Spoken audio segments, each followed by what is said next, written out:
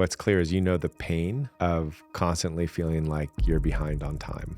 Whether that's, I didn't get enough done today, I need to do more, or it means you're not as far ahead as you thought you were going to be, don't own the house, don't have the job you want, aren't married, whatever it is. And so you're working for time instead of having time work for you.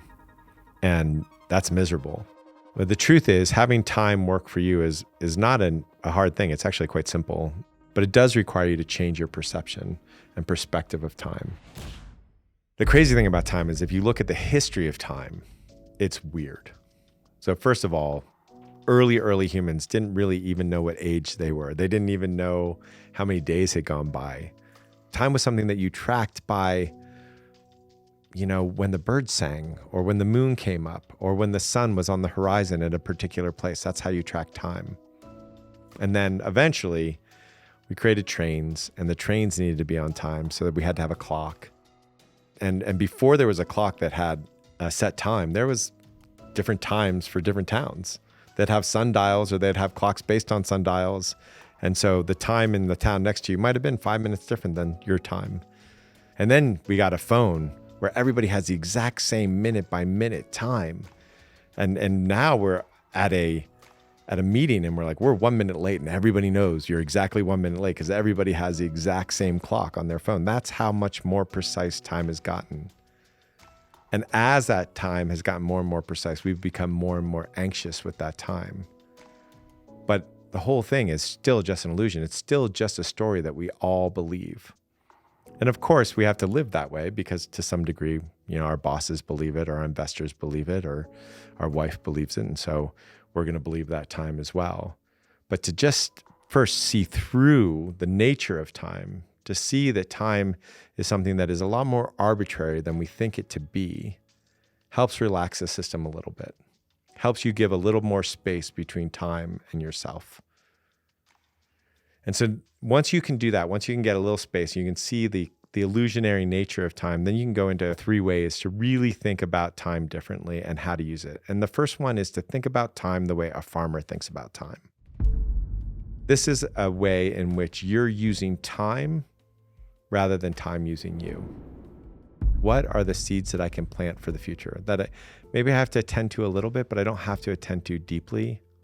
So if you're a farmer, you're saying, this is the time to plant the seed. And then because you plant the seed at this time, it's going to bear fruit at this time. You know that this is the seed, this is the season, and this is the soil to plant the seed in that's going to allow you to bear fruit. And maybe you have to do a little watering, but generally the work is done for the future. So a great example of this is doing self-work.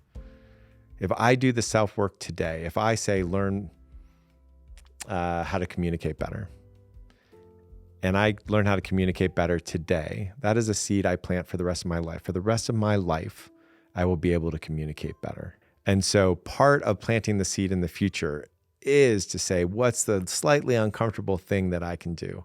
And that's going to give you a lot of space to figure out, here are the investments I can make for my future. So the second way is to look at your to-do list completely different. Typically what we're doing is we're saying, here's a to-do list. I need to get it all done. And there's a dopamine high. There's a neurochemical high that comes with that. I press enter on Slack. I press enter on my email. I feel like I've done something. Boom, get the little dopamine hit. Boom, get the little dopamine hit. Boom, get the little dopamine hit. And I feel like I've done something. But we've all had that experience of like, what did I accomplish? Did I actually move the ball forward in any meaningful way? Or did I just respond to people asking me questions? And so a great way to think about this is to say, okay, here's my to-do list for the day or for the week or for the month. What is the 1, 2, or 3 things that I can do that will make everything else on this list easier or irrelevant, completely irrelevant? So let me give you a really simple example of this. Today, we're shooting this video and my producer is watching YouTube videos to do some research. And I listen and I hear, I hear an ad. What are you doing? Like, what makes you listen to an ad? If you're researching 20 videos, you're going to be listening to 20 ads. Those 20 ads are going to be a minute a piece. That's 20 minutes that you're wasting just on this video session. What's the one thing you can do to make everything easier? Well, the one thing to do is to pay to not take ads on your videos. And then how much does that cost? Well, that costs a lot less than your hourly, for a month. So let's do that. And the final just simple technique to make time work for you is to actually get the 30,000 foot view every once in a while of what you're doing. We will spend 5, 6, 7 months in a row answering the emails at 2:00 in the afternoon without thinking, what are we doing? Is this getting us to the place that we really want to be? So think about it like you're using a map. There's several paths that you can go on. And every once in a while, you got to look at your phone or your map and go, oh, am I in the place that I'm supposed to be? Yes or no? Is this getting me to where I want to go? And then once you've done that, then you can go back to looking at the trail in front of you. But every once in a while, you got to stop, pull up. Is this getting me to where I want to go? So a great example of this is the way that we shoot our videos. And it's really cool because you can actually look back at our videos and see the change that's happened because of this. So some of our time we're shooting videos and it feels good. And we're like, boom, checking off the box. We got another video done. We got another video done.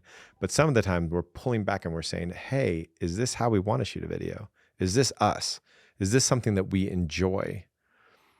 And so maybe we started the way that everybody else shoots videos, and then slowly we try another format, and then we try another format, and we're constantly iterating to say, oh, is this the way that we want to be in the world? Does this feel like it's getting us to where we want to go?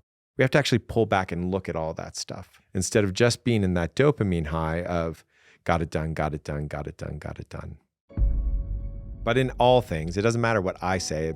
What matters is if it's true for you. And so here's an experiment that you can run to see what happens when you have time work for you instead of you work for time. So every day, you probably spend time on your calendar or your to-do list.